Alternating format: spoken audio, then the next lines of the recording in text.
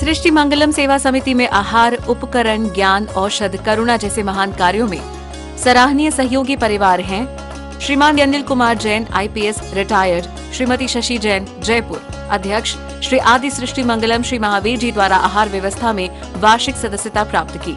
श्री मदन लाल सुलोचना पाटनी, श्री सन्मत पाटनी, श्रीमती अंकुर पाटनी, समस्त परिवार जयपुर।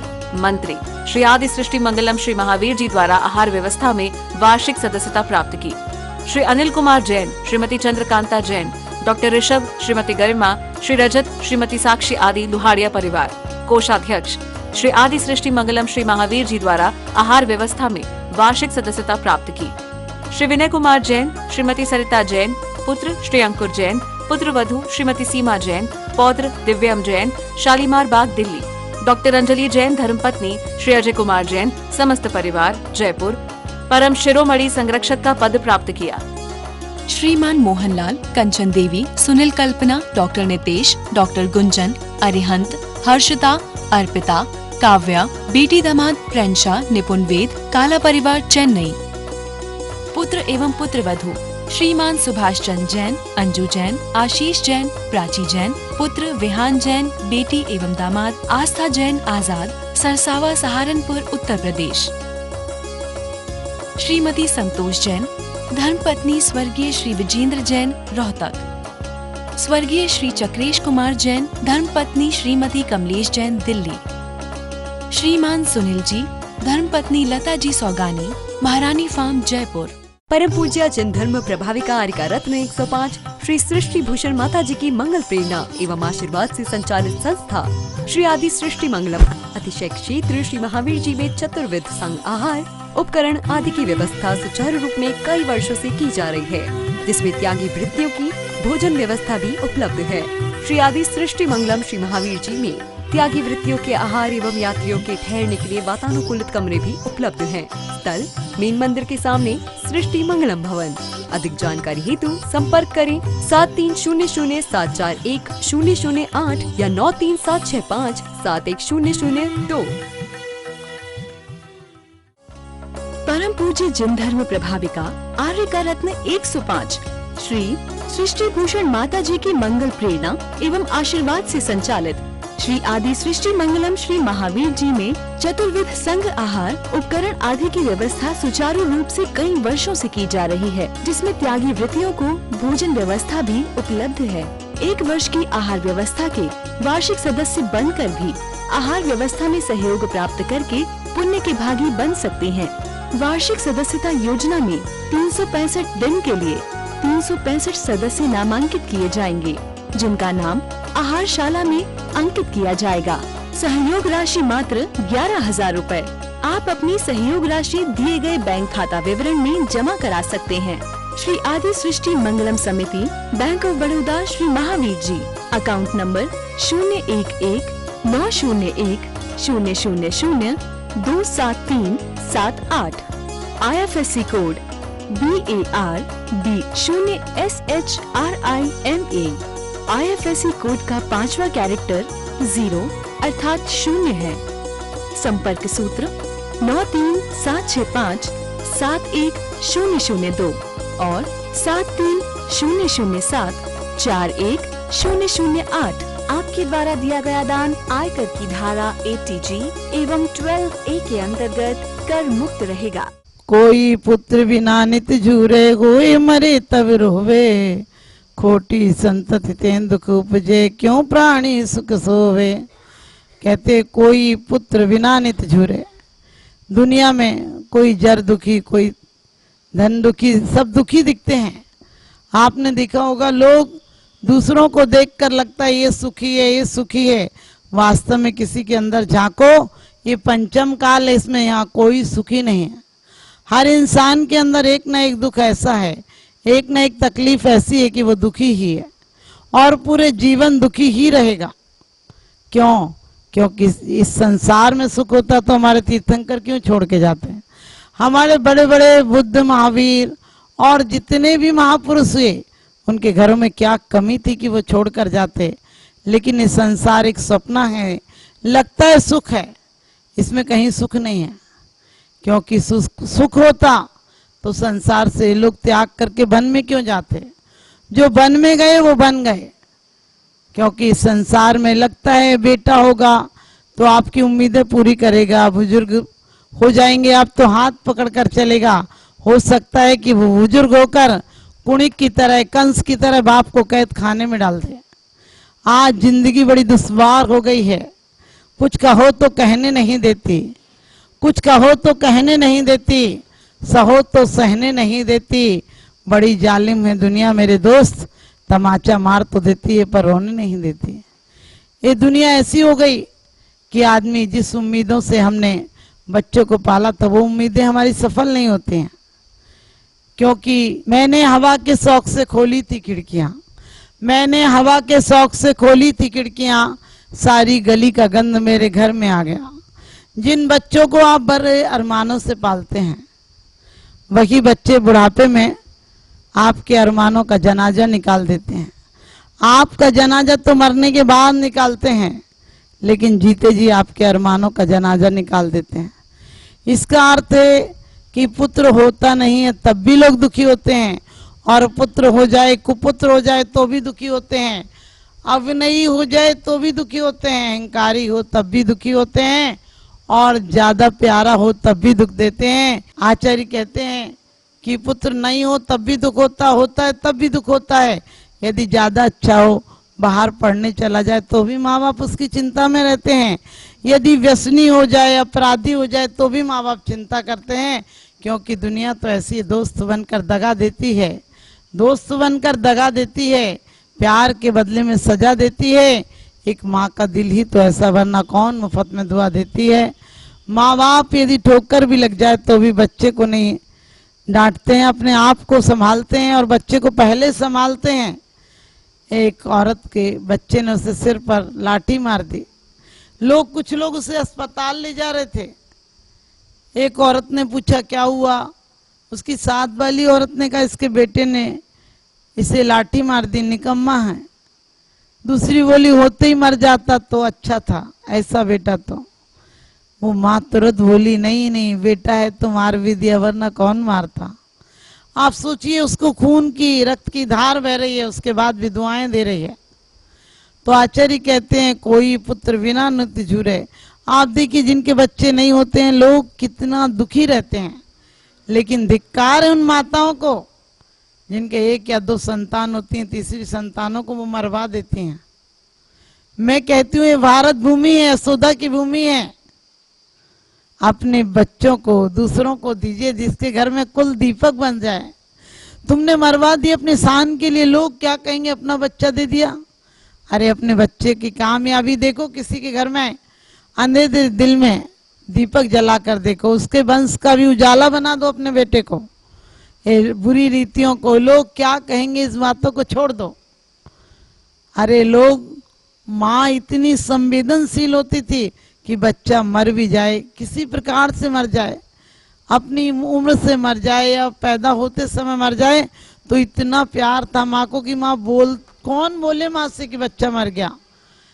इतनी वह दुखी होती थी, रोती थी, खाना नहीं खाती थी।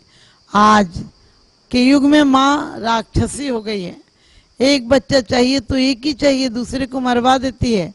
अरे वो भी तुम्हारा लाल है, प्यार की निशानी, उसे रखो, और हो सके तो उसे धर्म के लिए, राष्ट्र के लिए, देश के लिए समर्पित कर दो, ताकि तुम्हारा बच्चा देश और राष्ट्र की सुरक्षा कर सके।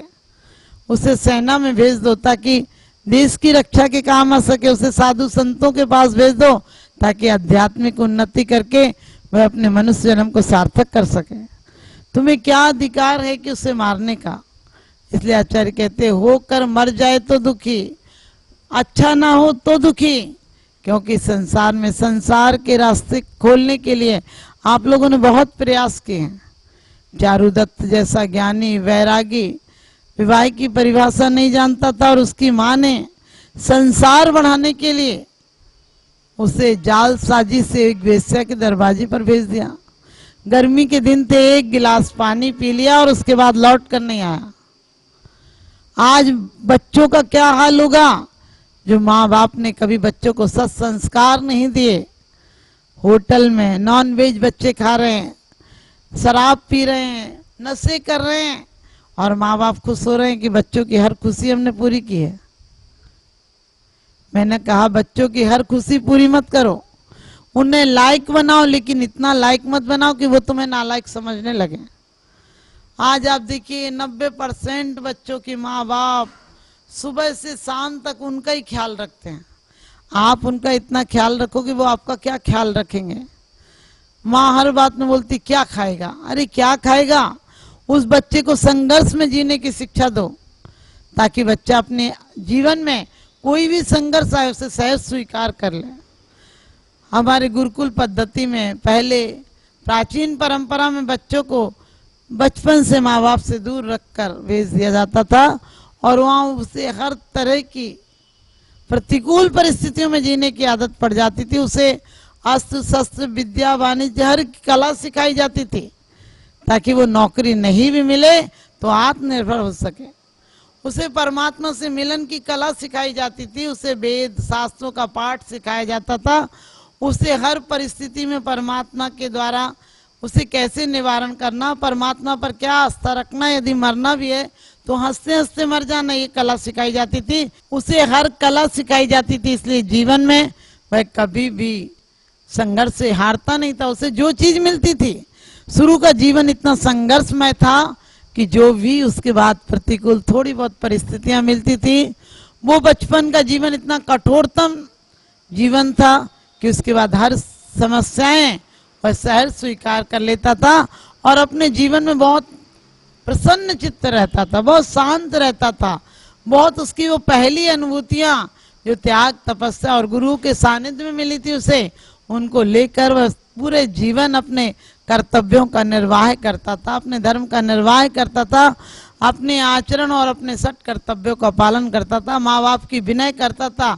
आज हमने पहली नजर से ही पहले ही बच्चे को शुरू दिन से आता है तब से उसे अभिनय सिखाते हैं, तब से उसे अवहेलना सिखाते हैं और बच्चे का इतना ख्याल रखते हैं। आज भले बच्चों को आप हॉस्टल भेज दें, लेकिन हॉस्टल में इतना ख्याल रखा जाता है, ऐसे लोगों के साथ उन्हें रखा जाता है जो कि वो सब कुछ खाना पीना सीख जाते हैं। वो आज मोबाइल के कारण सब गलत बातें भी सीख जाते हैं। आप कभी सोचते हैं आज माँ बाप के बच्चे नहीं रहे, मोबाइल के बच्चे हो गए, माँ बाप से बात नहीं करते हैं। आज दादी नानी के पास बच्चे जाना पसंद नहीं करते हैं, क्योंकि हमने बच्चों को सिर्फ भौतिक दुनिया दिखाई, आध्यात्मिक दुनिया नहीं दिखाई, अनुभव की दुनिया नहीं दिखाई। ये शब्द ज्ञान की दुनिया है। शब्द ज्ञान की दुनिया पांडित्य दिला देगी, पैसा दिला देगी, जीवन निर्वाह दिला देगी, लेकिन जीवन निर्माण की कला जो सिखाते हैं वो हमारे गुरु सिखाते हैं, हमारे अनुभव बुजुर्ग सिखाते हैं। हमारे बुजुर्ग कैसे चलना, किससे बोलना, सब सिखाते थे। आज हमारे छोटा बच्चा बुजुर्गों के पास रहने का मौका ही नहीं मिलता है, नौकरों के पास रह लेगा, बुजुर्गों के पास नहीं रखती उसकी माँ। क्यों कि माँ बाप दोनों सर्विस करते हैं और सास ससुर तो 2-4 दिन को पहुंच जाए तो उन्हें आफत लगते हैं। बोलते हैं मम्मी से तो फोन पर बात हो जाती है। और कभी कभी तो ऐसा समय भी आता है कि बुजुर्ग माँ बाप अपने बच्चों को देखने के लिए तड़प तड़प कर मर जाते हैं, लेकिन उनकी अंत्येष्टि में भी उनके बच्चे नहीं आ पाते हैं। सोचिए, ये भी कोई जिंदगी है या किसी का श्राप है? चैन के 2 पल मिलेंगे, सोचना भी पाप है। ये जिंदगी है जिस घर में कि बुजुर्गों का सम्मान नहीं हो, सामूहिक परिवार नहीं हो। पहले हमारे घर में कोठरियां होती थी लेकिन किलकारियां थी। आज कोठियां हैं लेकिन कलह है। हम उस भारत देश में रहने वाले हैं जहाँ एक बेटा अपने पिता के वचनों को रखने के लिए राज्य को टुकरा कर चला जाता है, और तो दूसरा भाई जिसे राज्य मिलना है, मिल चुका है, वो अपने राज्य को स्वीकार नहीं करता है। तमाम जिंदगी अपनी खड़ाऊ रख के, भाई की खड़ाऊ रखकर राज्य को स्वीकार करता है। हम उस राज्य में रहने वाले हैं जहाँ की बाहुबली जीतने के बाद भी राज्य छोड़कर चले जाते हैं। और इतना ही नहीं, हम उस राज्य में रहने वाले हैं जहाँ की कृष्ण अर्जुन को महाभारत में विजय दिला देते हैं। और क्यों दिला देते हैं? क्योंकि अर्जुन नतमस्तक रहता है, अर्जुन नम्रीभूत होता है। एक बार की बात, जब महाभारत टाले नहीं टली, कृष्ण जी ने बहुत कोशिश की कि महाभारत ना हो, करोड़ों लोगों का खून बेवजह नहीं बहे। लेकिन अहंकारी दुर्योधन जब नहीं माना तो महाभारत होना निश्चित हो गई, युद्ध निश्चित हो गया। और कहते हैं कि अर्जुन भी कृष्ण जी के पास गए और दुर्योधन भी गया। घमंडी व्यक्ति हमेशा माथे पर खड़ा रहेगा। आपने देखना कोई घमंडी बड़ा आदमी आ जाए तो आपके घर बैठेगा नहीं, आप उसे कुर्सी दीजिए तो भी नहीं बैठेगा, दरी पर भी नहीं बैठेगा, खाट पर भी नहीं बैठेगा, कहीं नहीं बैठेगा, क्योंकि अहंकारी मन कहीं बैठता ही नहीं। वो यहीं नहीं बैठता, वो सिंहासनों पर भी नहीं बैठता है, बाहर से बैठ जाए अंदर से आकुलित रहता है। तो वो भी गया और दुर्योधन तो सिर के पास खड़ा था। लेकिन आपको पता, आप जब जगते हैं तो सबसे पहले आपकी नजर सामने जाती है, जो पैरों के पास होता है उस पर नजर जाती है। कृष्ण जी की आंख खुली जैसे ही तो देखा अर्जुन बैठे हैं। अर्जुन से कहा, अर्जुन तुम कब आए? दुर्योधन तपाक से बीच में बोला, मैं पहले आया, मैं बैठा हूं। उन्होंने कहा, मेरी नजर तो जो पैरों के पास उस पर जाएगी पहले। बोले, नजर गई होगी, मैं आया हूं पहले, पहले मुझे वरदान दो। उन्होंने कहा, क्या वरदान दो? और वो असमंजस में थे कि क्या कहूं, अब ये पहले पहले कर रहा है। तो अर्जुन ने कहा, कोई बात नहीं, मैं बाहर चला जाता हूं, इसे दे दो जो कुछ देना हो। और कृष्ण ने यही कहा कि देखो मेरा खून का रिश्ता है, मैं युद्ध नहीं करूंगा, शस्त्र नहीं उठाऊंगा। उसने कहा, मुझे तो आपकी सेना चाहिए, मुझे आप बताओ क्या सहयोग दोगे युद्ध में? तो कृष्ण जी ने कितनी सुंदर बात कही कि एक तरफ मेरी अक्षौहिणी सेनाएं हैं, सारे अस्त्र शस्त्र बल है, और दूसरी तरफ मैं निहत्था हूं। और दुर्योधन ने मौका देखकर सोचा, इनका अस्त्र शस्त्र मांग लेता हूं, इन्हें निहत्थे का क्या करूंगा मैं? और उसने कहा, मुझे अस्त्र शस्त्र सेनाएं दे दो। उन्होंने कहा, तथास्तु।